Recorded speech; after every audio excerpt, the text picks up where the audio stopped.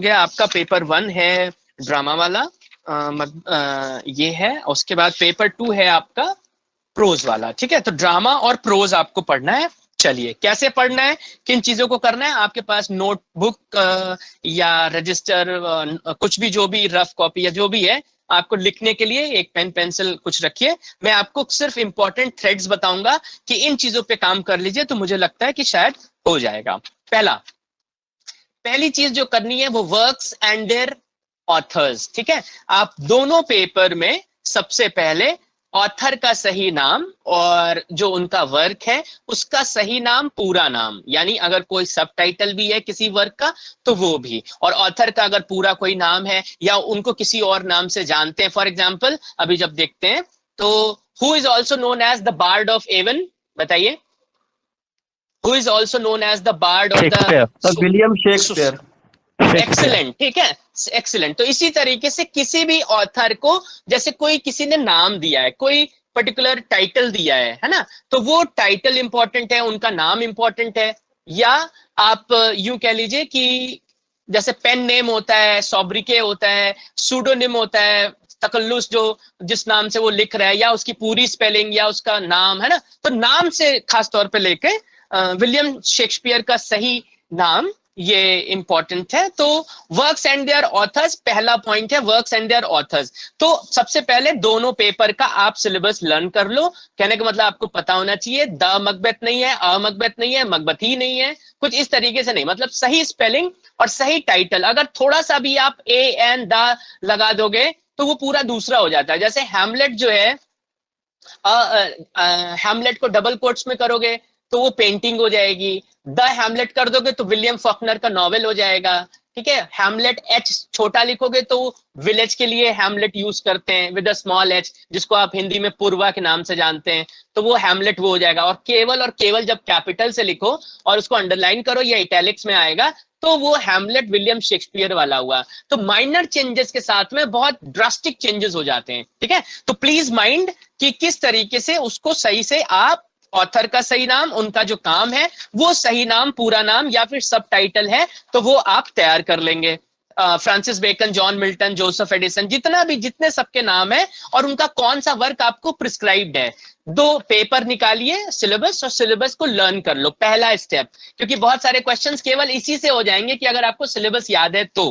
पहला पॉइंट। दूसरा पॉइंट कि अगर आपका जो भी फॉर्म है उसके फीचर्स और कैरेक्टरिस्टिक्स, फॉर एग्जांपल अगर ये ट्रेजेडी है, मकबेथ जो ट्रेजेडी है, तो ट्रेजेडी के क्या फीचर्स होते हैं, क्या प्रॉपर्टीज होती हैं, क्या कैरेक्टरिस्टिक्स होती हैं, वो आपको तैयार करनी होंगी। ठीक है, तो फॉर्म आपको पता करना होगा, यानी मकबेथ जो है वो ड्रामा का कौन सा फॉर्म है।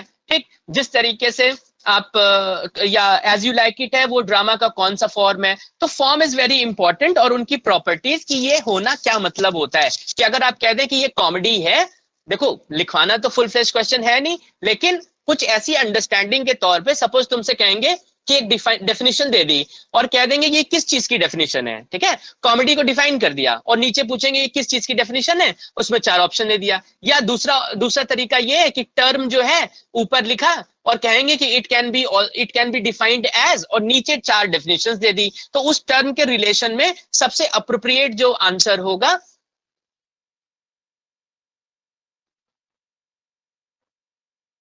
अरे भैया तुम, हम कैसे पढ़ा रहे हैं उसको पढ़ाने दो। अब ऐसे बोलेंगे नहीं तो, ऐसे पॉइंट वाइज कर रहे हैं उसको, तुम नोट कर लो, बात सुन लो, उसके बाद में फिर दूसरा पॉइंट नोट कर लेना। कौन तुमसे कहा? ऐसे रिलेट नहीं हो पाएगा, हो सकता है चीजें छूट भी जाएं, है ना। उसके लिए परेशान ना हो, हम हैं अभी, जिंदा भी हैं और अभी बहुत दिन है, हम कर लेंगे आपके साथ में, उसका इशू नहीं है। ठीक, और अभी होगा 5 मिनट का ब्रेक देके हम आपको फिर आधे घंटे के लिए और कर देंगे। उसके लिए क्या, जब आप पढ़ने को तैयार हो तो हमें क्या प्रॉब्लम है। ठीक, तो पहला चीज ये आप समझो, बीच में ऐसे नहीं। तो फॉर्म हो गया, फीचर्स और कैरेक्टरिस्टिक्स। अब कोई पर्टिकुलर एस्से है तो यानी हर एक चीज का फॉर्म तैयार कर लीजिए, हर चीज का टाइप तैयार कर लीजिए। ठीक है, टाइप इंपॉर्टेंट है। टाइप जैसे एस्से है तो वो फॉर्मल एस्से है, इनफॉर्मल एस्से है, मतलब एस्से का कौन सा टाइप है। या ड्रामा है तो कॉमेडी है, ट्रेजेडी है, तो टाइप तैयार कर लीजिए, बहुत इंपॉर्टेंट है। दूसरा फिर एक इंपॉर्टेंट चीज है, कोई भी ऑथर जो है वेयर वॉज ही बॉर्न, ठीक है, वो एक खास रिलेवेंस है उसका, क्योंकि कभी कभी आपका जो वर्क प्रिस्क्राइब्ड है वो उससे रिलेटेड होता है, ठीक है। तो where was the author born, ये आपको तैयार करना होगा। और ये सब मैं एक्चुअली आपके पहले प्रीवियस क्वेश्चन पेपर जो ऑब्जेक्टिव पेपर था उसकी स्टडी, उसकी एनालिसिस प्रॉपर करने के बाद आपके साथ शेयर कर रहा हूं।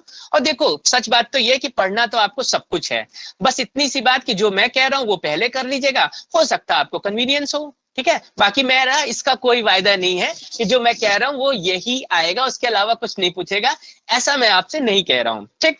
जो ये है कि ये पहले पढ़ लो, बाकी सब पढ़ लो जितना पढ़ पाओ। तो हाँ, ऑथर कहाँ पैदा हुआ, बॉर्न, वो देखना है। अगर कोई राइटर किसी भी मूवमेंट या पर्टिकुलर कोई रेवोल्यूशन उसके टाइम में हुआ है या कोई मूवमेंट से वो एसोसिएटेड था, तो वो चीज बहुत इंपॉर्टेंट है, उसको आपको करना है। नेक्स्ट इंपॉर्टेंट पॉइंट है राइटर एंड देयर एसोसिएट्स। इसके 3 स्टेप्स हैं, इन 3 स्टेप्स में आपको ये करना है। सपोज विलियम शेक्सपियर है, ठीक, तो विलियम शेक्सपियर पे किन लोगों का ड्रामा को लेके खास तौर पे इन्फ्लुएंस है, ठीक। तो यानी हु वर द राइटर्स या हु वर द और व्हाट वर द बुक्स, या किस तरीके की रीडिंग वो करते थे और उनके ऊपर क्या प्रभाव पड़ा और क्या इन्फ्लुएंस उनके ऊपर है, पहला स्टेप। दूसरा स्टेप है कि कोई भी राइटर है तो उनके कंटेम्प्रेरी राइटर्स कौन से हैं, उनके समय में लिखने वाले, उनके दी देन टाइम्स में अदर ऑथर्स कौन से हैं विलियम शेक्सपियर के अलावा।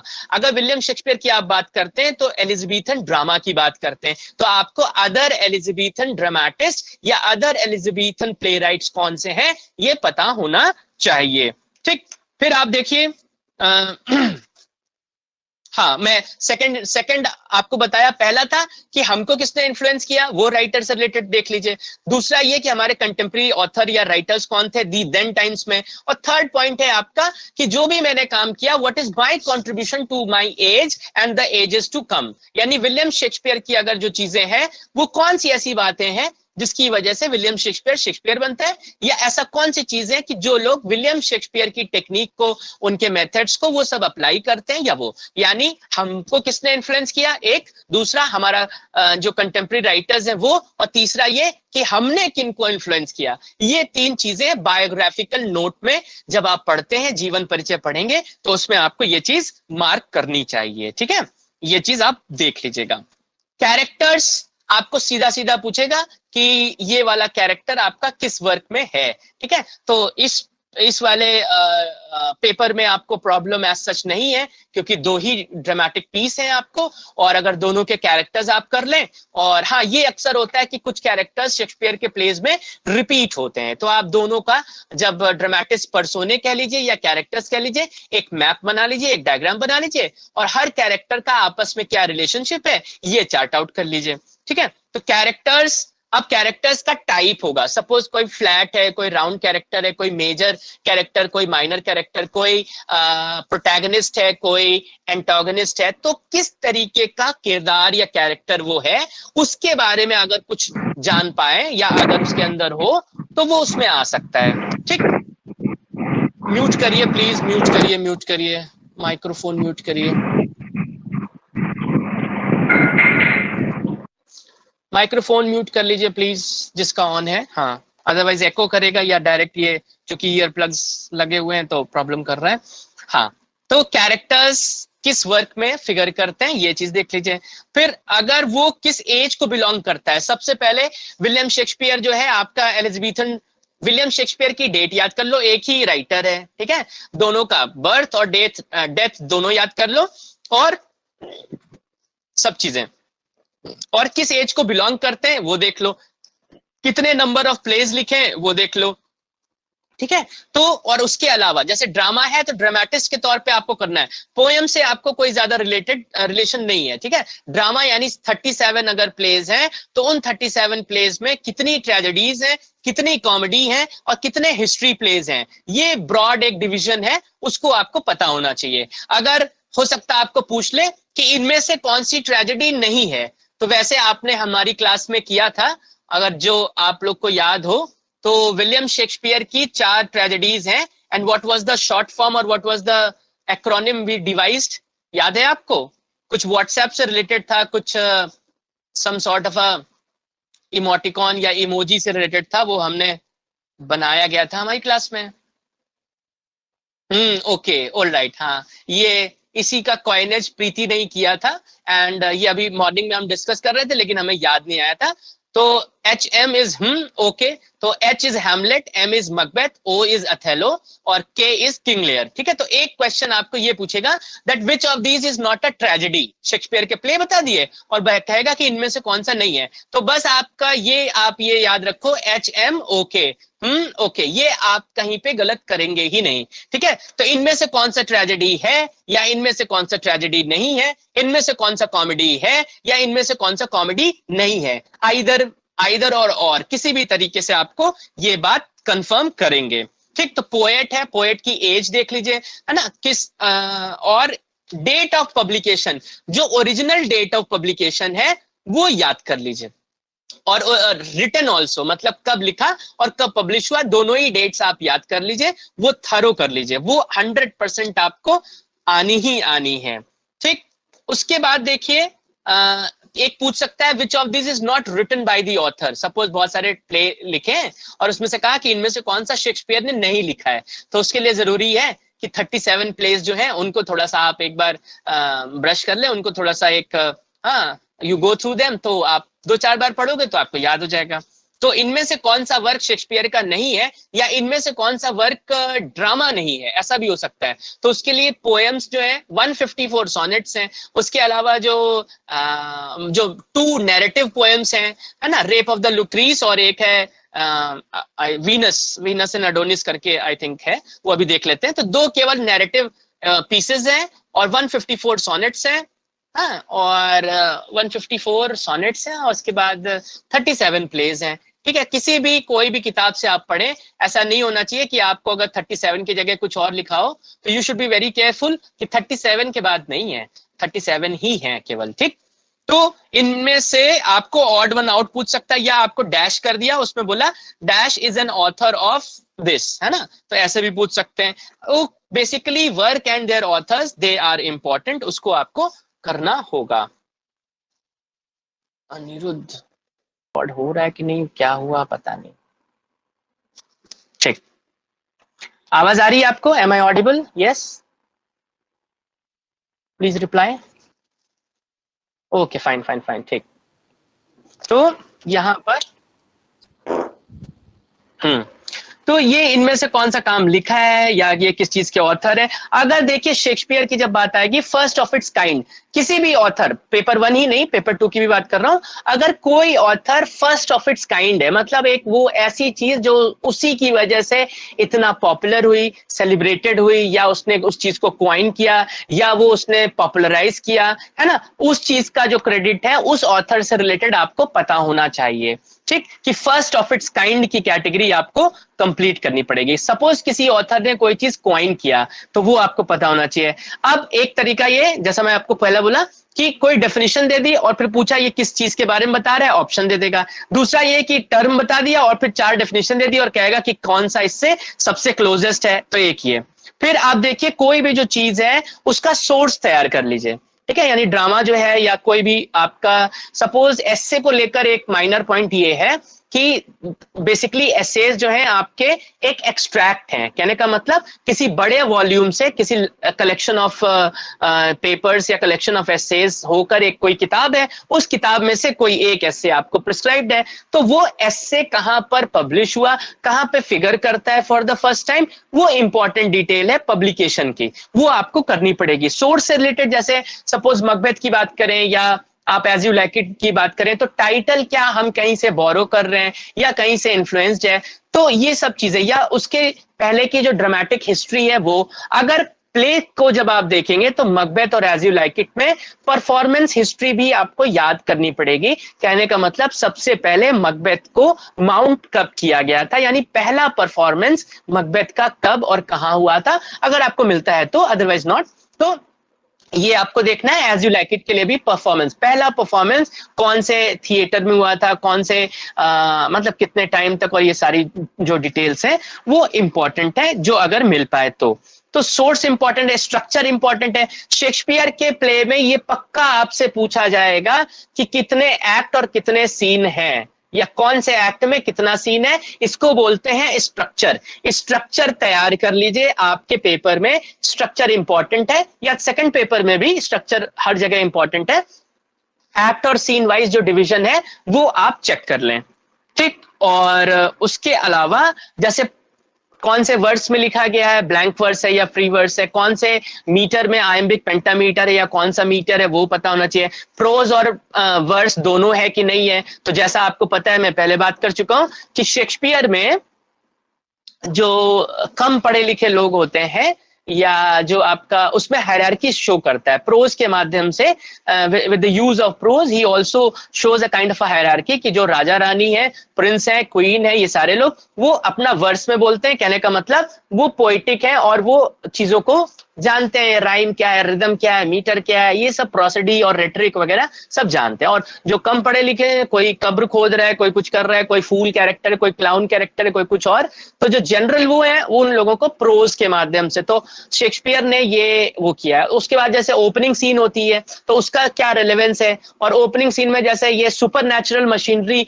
एलिजाबेथन टाइम में, ये जो विच था, गोस्ट था, है ना, भूत प्रेत, तो ये सारी चीजों को क्यों यूज किया सुपरस्टिशन के तौर पे। जैसे आइटम सॉन्ग जब पहले टाइम में होता था तो वैसे ही आइटम, तब तो सुपरस्टिशन जो था बहुत चलता था, मतलब ट्रेंडिंग था कि अगर आप यूज करते हैं तो आपका जो वर्क है सक्सेसफुल होने के चांसेस है, इस तरीके से। अब मैं अभी आपको पढ़ाना तो नहीं है, बस पहले चीजें समझ लीजिए। और सोर्स इंपॉर्टेंट है, स्ट्रक्चर इंपॉर्टेंट है।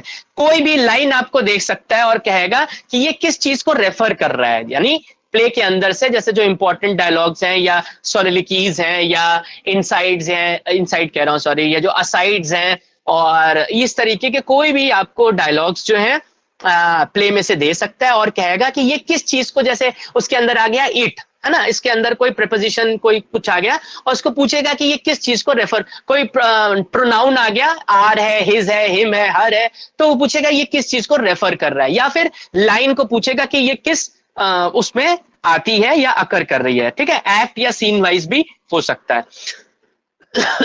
पब्लिश कब हुआ था, बेसिक आइडिया क्या है, ड्रामा की थीम क्या है, ये भी इंपॉर्टेंट है।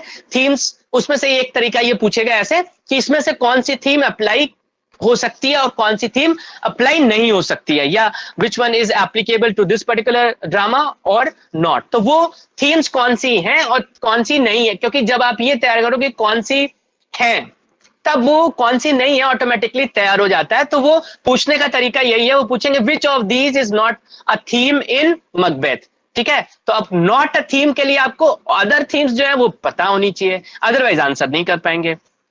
फुल नेम्स क्या है ये पता होने चाहिए।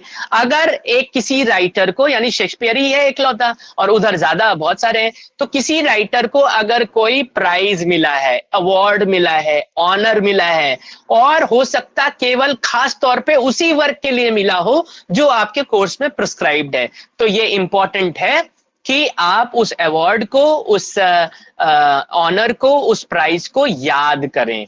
अगर नोबेल प्राइज है या कोई कवेटेड अच्छा कोई ऑनर है, कोई अवार्ड है, तो वो चीज आपको प्रिपेयर करनी पड़ेगी इन टर्म्स ऑफ ये। और क्रोनोलॉजी भी अपने आप में इंपॉर्टेंट है कि हो सकता है आपको कह दे कि इन प्लेस को एक सीक्वेंस में, in order of their occurrence, एक सीक्वेंस में लगाइए। कभी कभी ये भी पूछ सकता है कि प्ले में किस तरीके से कैरेक्टर्स जो हैं वो किस सीक्वेंस में आते हैं, पूछने को ये भी पूछ सकता है, पढ़ोगे तो जानोगे।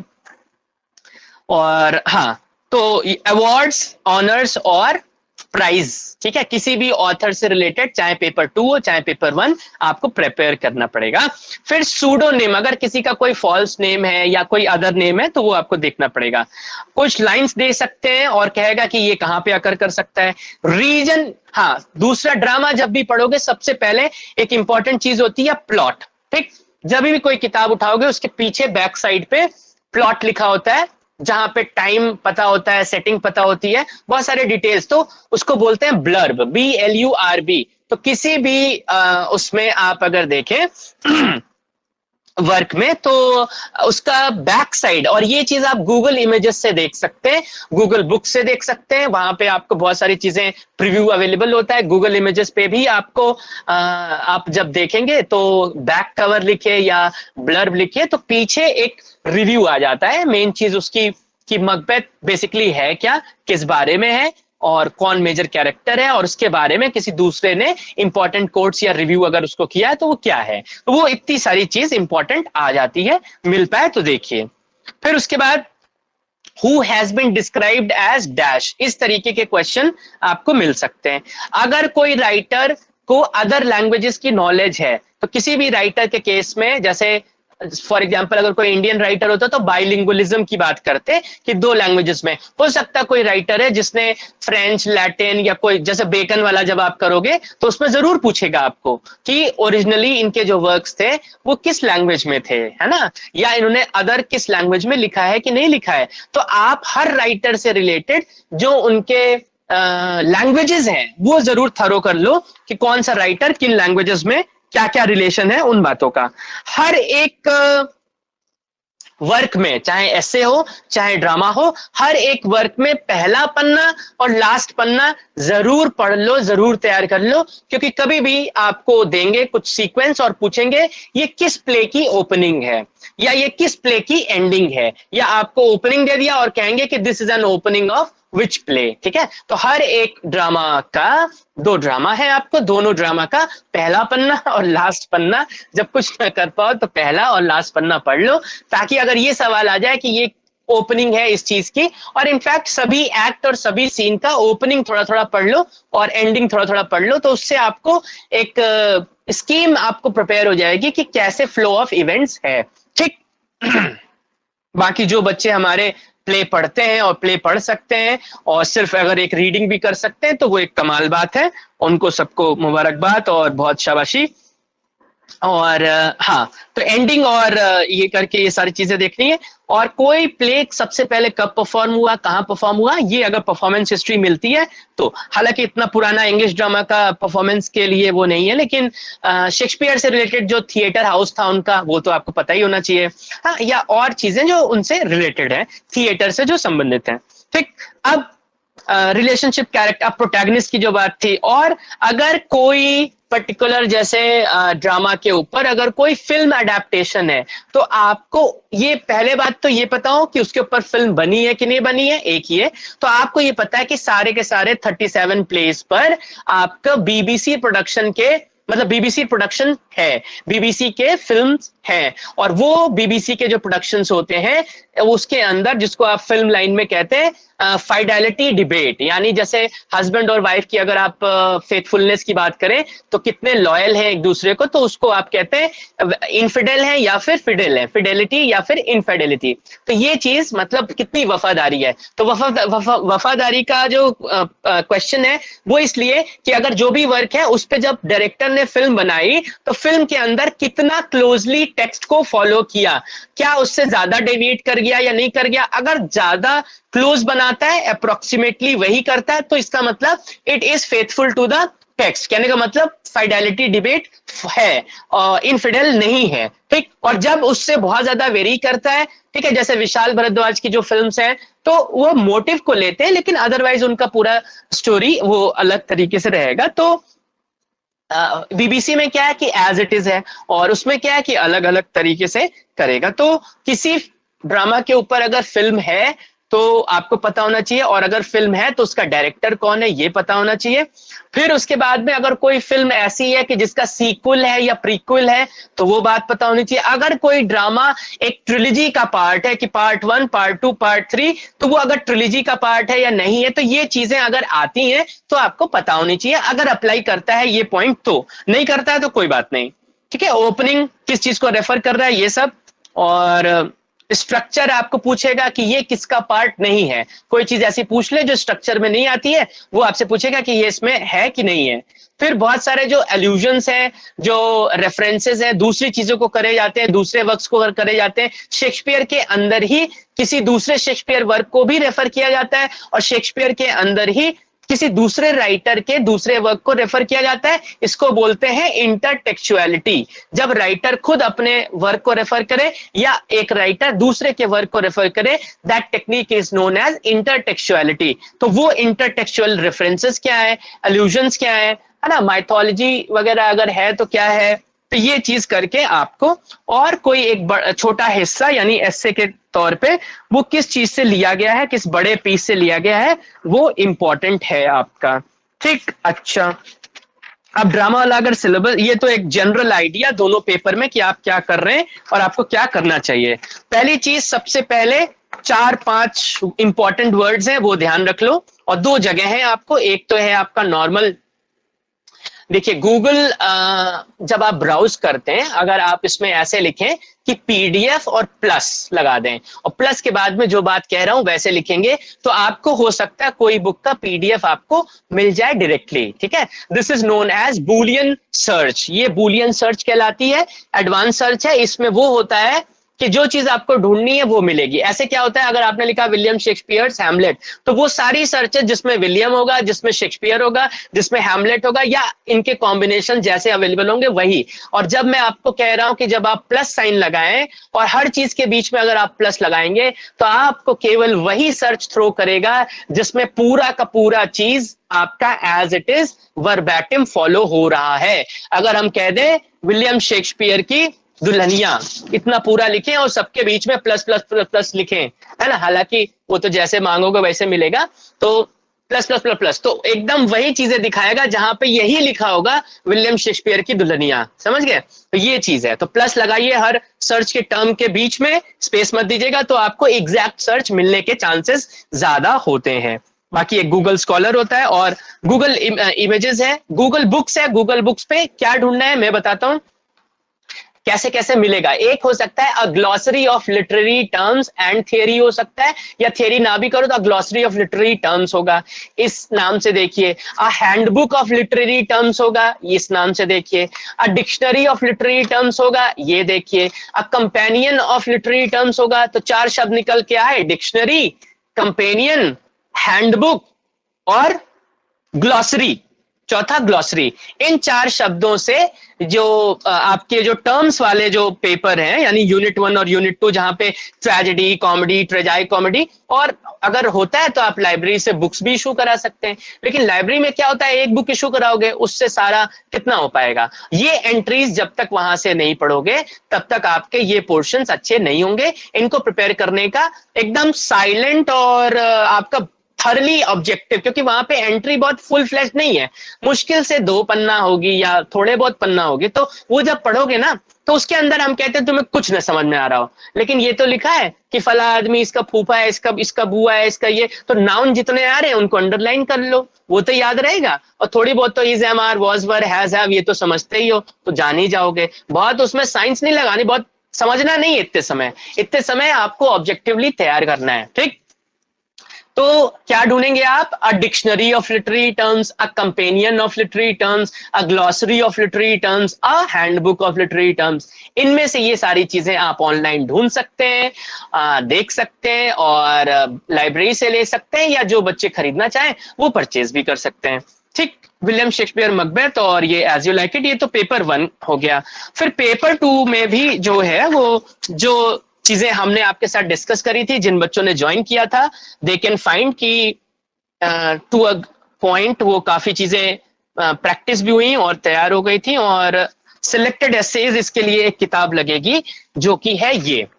इस पेपर में अगर आपको अच्छा करना है तो ये किताब आपके पास होनी चाहिए। जिनका प्रोज यानी जिनका मेजर वाले जो बच्चे हैं उनके लिए, जो माइनर के लिए उनके लिए तो कोई प्रॉब्लम नहीं है। तो आप सबसे है तो अच्छी बात है, हम कोई इनाम थोड़ी दे रहे हैं जो तुम बता रहे हो। अब सबसे पहले ऑथर का एक बायोग्राफिकल नोट होता है, वो पूरा पढ़ो। उसके बाद सबसे एंड में आपको दे रखा होता है उस एस्से के बारे में, तो वो चीज पढ़ लो। उसके बाद एस्से है, एस्से पूरा पढ़ लो। एनोटेशंस दे रखे हैं, एनोटेशंस पढ़ लो। ठीक, और सारी जगहों पे जैसे मैंने पहले भी कहा है, जितने भी नाउन आते हैं उनको अंडरलाइन कर लो, सर्कल कर लो। जब भी नाउन याद करोगे, जब भी पढ़ोगे, समझोगे, तो हमेशा कोई आंसर करने में दिक्कत नहीं आएगी। क्योंकि ज्यादातर क्या है कि ऑब्जेक्टिव में अगर आप ये देख लो तो प्रिपेयर हो जाता है। फिर कॉम्प्रिहेंशन जो क्वेश्चंस हैं, कॉम्प्रिहेंशन क्वेश्चंस जो हैं उनको पढ़ो और उसमें अंडरलाइन करो। जैसे फॉर एग्जांपल इसमें लिखा है what are the uses and abuses of studies, तो आपको क्वेश्चन दिया कि फ्रांसिस बेकन के एस्से में ऑफ स्टडीज में इन चीजों की बात होती है। तो पहला लिखा है uses and abuses of studies. तो आपको पता है कि ये क्वेश्चन, तो ये पॉइंट है। तो व्हाट आई वांट टू से इज कि जो क्वेश्चन होता है वो अपने आप में पॉइंट है, ठीक है। उसको पढ़ो, उससे आपको एक पॉइंट मिल जाएगा उस एस्से को पढ़ने के लिए, समझने के लिए, तैयार करने के लिए। तो ये तरीका है कि सिलेक्टेड एसेस कैसे पढ़ना है, ठीक। एक ये बात हो गई। और इसी उसमें what I am forgetting is कि एक चीज मैं भूल रहा हूं वो, हाँ, इस पेपर में सबसे पहले वो तो सीधा सीधा है भाई, चैनल के लिंक्स मैंने आपको बहुत पहले बहुत बार और कई बार आपको शेयर कर चुका हूं, जहां पे यूनिट 1 पूरा पूरा कवर करा जा चुका है, उसको आप देख लीजिए। अगर आप विजिट करेंगे आर्ट्स लैंग्वेज एंड कल्चर, वहां पे आपको सबके ऊपर स्लाइड प्रेजेंटेशन के थ्रू या फिर लेक्चर फॉर्म में आपको अवेलेबल है। और सबका ये प्रिपेयर करना पड़ेगा कि कौन सा कहाँ से लिया गया, ये चीजें इंपॉर्टेंट है। और